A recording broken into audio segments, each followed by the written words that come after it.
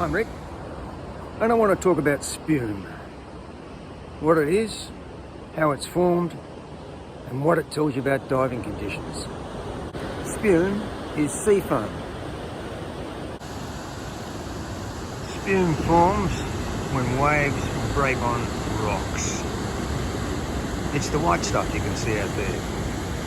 The turbulence in the breaks forces lots of tiny bubbles into the water. Each of those bubbles has surface tension, which occurs on the boundaries of the water and the air interface in the bubble. For reasons not fully understood by me, proteins in the water aggregate around these bubbles and tend to stabilise them. So you get this nice, permanent, white little bubble sitting in the water. Multiply that by several million and you get foam.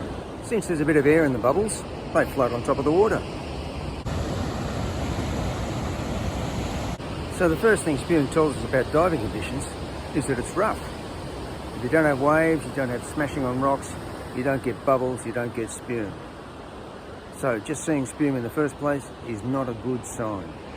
But spume can tell us another thing. You tend to get masses of it and it sticks together. Sitting on the surface of the water, the wind blows it. So you get spume trails running in the direction of the wind. So, looking at spume trails, you can get a pretty good idea of which way the wind's blowing.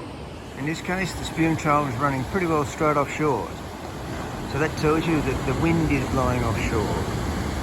One of the first things I do when I get to a dive site is look for spume. If it's there, I consider or reconsider whether I'm going to have a dive in that particular place. If I'm going to move on and look for somewhere else, I should be looking for somewhere where the wind is blowing offshore. And the direction of the spume trail will give me a fair idea where that might be.